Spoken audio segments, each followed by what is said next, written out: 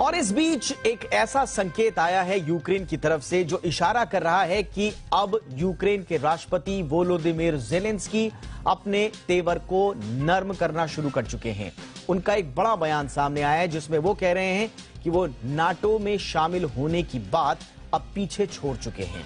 उनका यह भी कहना है कि अगर पुतिन चाहें तो वो लोहांस्क और डोनेट्स्क और साथ ही साथ क्रीमिया की स्वायत्तता पर उसको अपना एक तरह से मान्यता देने पर वो कॉम्प्रोमाइज भी कर सकते हैं। क्या कहा है उन्होंने, देखिए इस रिपोर्ट में, फिर करेंगे इस पर चर्चा।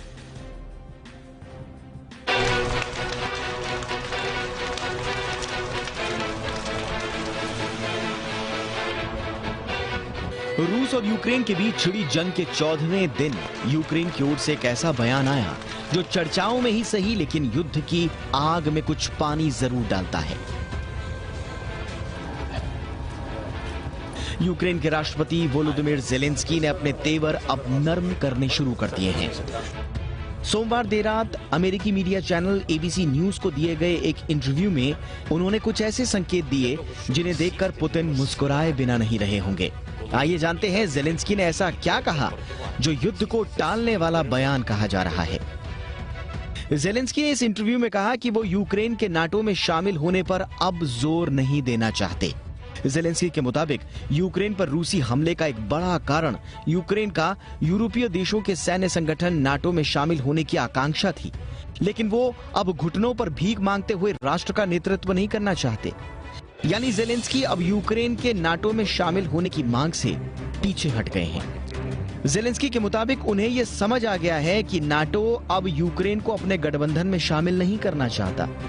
उन्होंने कहा कि जब उन्हें यह बात समझ में आई तो नाटो में शामिल होने के सवाल को उन्होंने पीछे छोड़ दिया। उनके मुताबिक नाटो विवादित चीजों और रूस के साथ टकराव से बेहद डरता है। ज़ेलेंस्की की ओर से युद्ध पर नरमी के संकेत सिर्फ इतने ही नहीं थे। ज़ेलेंस्की ने साथ ही यह भी कह दिया कि रूस की ओर से मान्यता दिए गए यूक्रेन के 2 अलगाववादी क्षेत्र डोनेट्स्क और लोहांस्क पर भी वो समझौता करने को तैयार हैं। पुतिन ने यूक्रेन पर आक्रमण से ठीक पहले यूक्रेन के इन दोनों क्षेत्रों को स्वतंत्र क्षेत्र की मान्यता दे दी थी। डोनबास के इलाके डोनेट्स्क और लोहांस्क में रूस समर्थित अलगाववादियों का कब्जा है। साल 2014 से ही इन क्षेत्रों के अलगाववादियों और यूक्रेन की सेना के बीच युद्ध छिड़ा हुआ है। रूस ने 24 फरवरी को यूक्रेन पर हमला करने से पहले इन दोनों क्षेत्रों को स्वतंत्र प्रदेश की मान्यता दे दी थी। रूसी राष्ट्रपति व्लादिमीर पुतिन अब चाहते हैं कि यूक्रेन भी इन दोनों क्षेत्रों की स्वतंत्रता को मान्यता दे। ज़ेलेंस्की के इस इंटरव्यू से ऐसा लग रहा है कि अब ज़ेलेंस्की रूस के सामने नरम रुख अपना रहे हैं, पर सवाल ये कि रूस की ओर से क्या उनकी नरमी का जवाब नरमी से ही दिया जाएगा।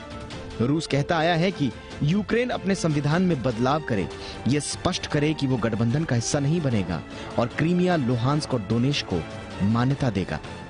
ब्यूरो रिपोर्ट, जी मीडिया।